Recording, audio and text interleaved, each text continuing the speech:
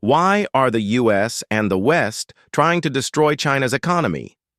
This is the defining question of our decade.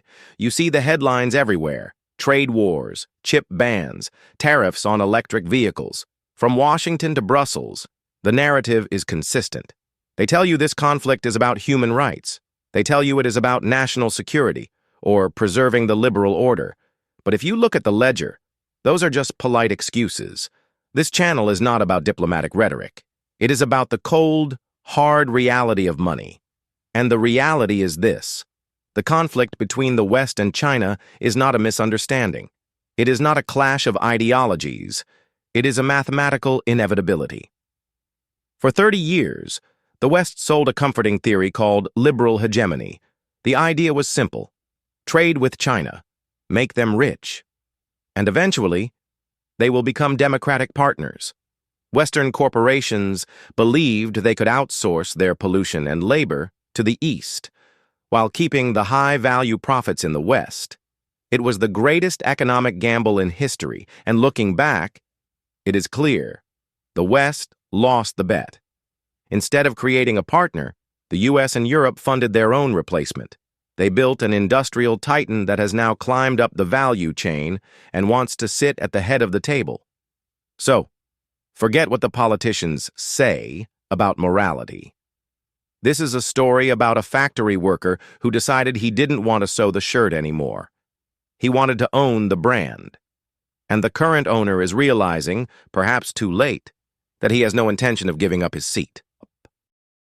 To understand why this conflict is happening now, you have to ignore the political noise and look at the economic machinery, specifically the value chain.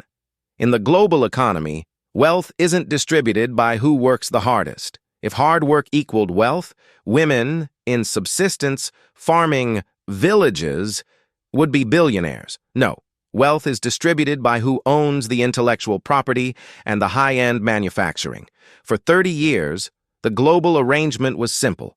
The West owned the designs, the patents, the software, and the high-margin branding. The East owned the assembly lines, the smog, and the pollution. This structure allowed an engineer in California or Stuttgart to earn 6 figures, while the worker in Shenzhen earned pennies. It was a hierarchy that guaranteed Western prosperity. But China has a memory that goes back further than the next election cycle. They remember the century of humiliation, a period where a technologically superior West carved up their country, because China missed the Industrial Revolution. The lesson Beijing learned wasn't just about resentment, it was about power. They understood that sovereignty is a function of technology. If you cannot build the machine, you are a slave to the man who can. So, they executed the most ambitious corporate raid in history. Think of the global economy like a high-end restaurant. For decades, the West was the chef, creating the secret recipes and keeping the profits. China was the dishwasher, working hard, low pay, keeping their head down. But the dishwasher had a plan. He didn't just wash the dishes. Every night, while the chef was counting his money, the dishwasher was memorizing the recipes. He was studying the suppliers. He was reverse engineering the kitchen equipment. He demanded a toll fee. If a Western company wanted to sell to the 1.4 billion people in the dining room, they had to share their technology. It was called forced technology transfer.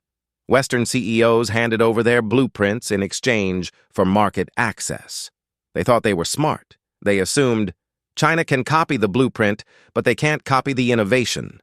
They were wrong, and the proof lies in the graveyard of the solar panel industry. In the early 2000s, Germany and the United States were the undisputed kings of solar technology. Companies like Q-Cells and Solyndra were the future. Then, China entered the game. They didn't just compete, they flooded the market. The Chinese government poured billions in subsidies into their domestic manufacturers, allowing them to sell panels below the cost of production. It was a bloodbath. Western prices collapsed. One by one, German and American solar giants went bankrupt. They couldn't compete with a state-backed juggernaut that prioritized market share over profit margins.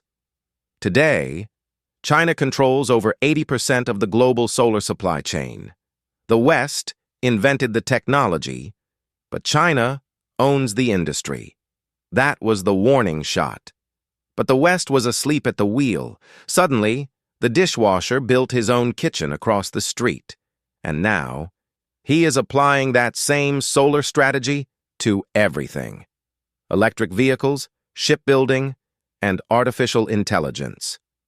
Beijing launched Made in China 2025, an explicit roadmap to dominate 10 key high-tech industries.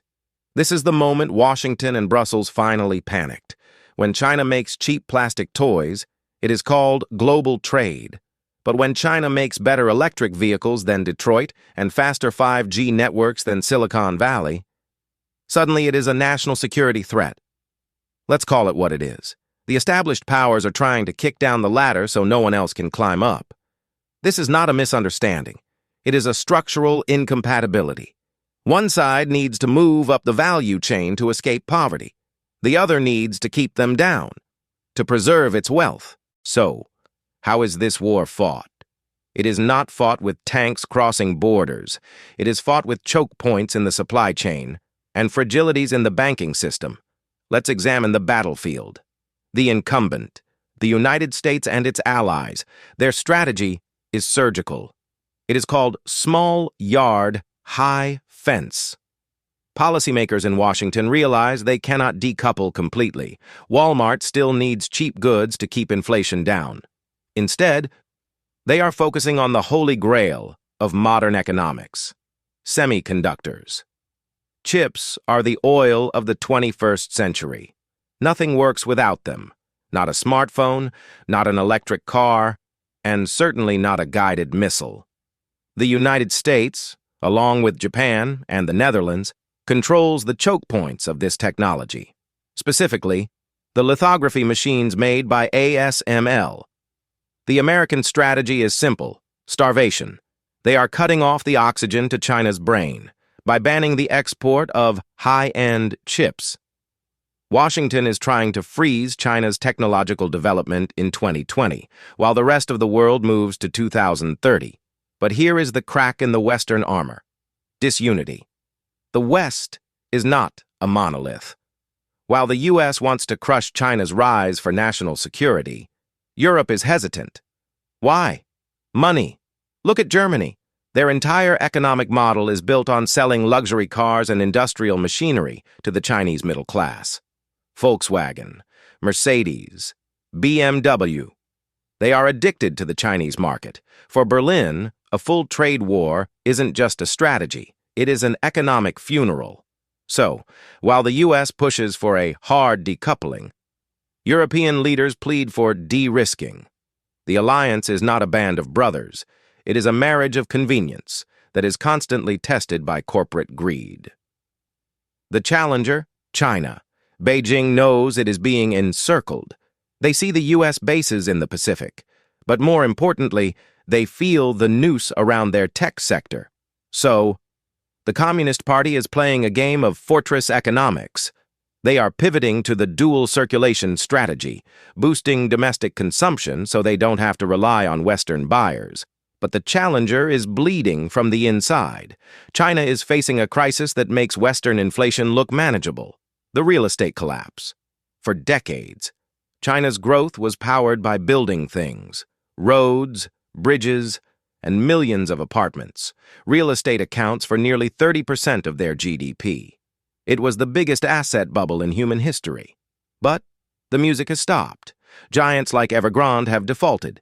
Millions of pre-sold homes sit unfinished. The ghost cities are no longer just stories. They are monuments to bad debt. The average Chinese citizen holds 70% of their wealth in property. When that value evaporates, so does their spending power. The domestic consumption plan is dead on arrival because the consumers are feeling poorer than ever. And on top of that, there is the demographic time bomb.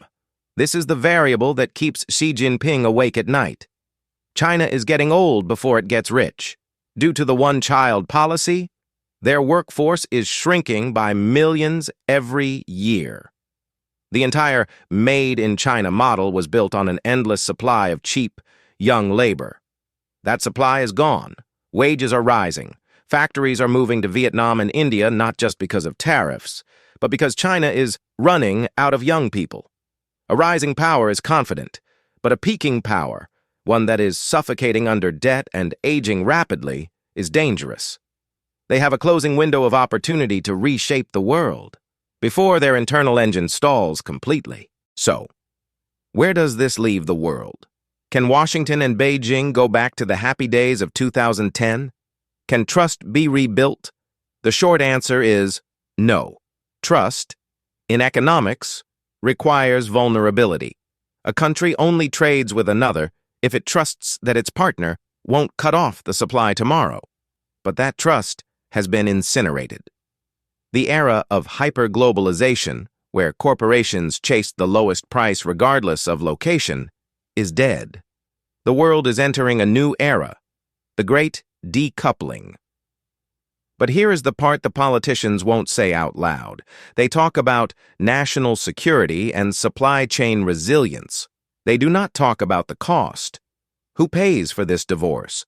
Look at your bank account. The era of cheap is over. For 30 years, China acted as a deflationary force for the global economy, keeping prices down. Now, as supply chains shatter and move to safer but less efficient countries like Mexico or Vietnam, costs will rise. That affordable 4K TV? Gone. The cheap smartphone? History. The low-cost solar panels? Tariffs will eat them. By prioritizing security over efficiency, Western governments are effectively imposing a geopolitical tax on every product their citizens buy. And the risks are not just economic. The world is splitting into two distinct operating systems, one led by Washington, one led by Beijing. Countries will be forced to choose sides. Your internet, your GPS, your payment systems, everything will depend on which side of the digital Iron Curtain you live on. The West will keep its security, yes, but the consumer will pay for the wall being built. The Cold War is back. But this time, the battlefield isn't in a muddy trench in Europe. It is in the microchips in your pocket, the battery in your car, and the grocery store aisle. Ultimately, do not be distracted by the diplomatic handshakes or the angry tweets. They are just theater. The reality is simple. The West cannot afford a peer competitor, and China cannot accept being a permanent subordinate. The conflict isn't personal. It is structural. It is gravity. And until the balance of power is decisively settled, volatility is the only guarantee. Don't listen to what they say about morality. Watch where they move their factories. Watch where the capital flows. I'm Robert. And that is the reality behind the curtain.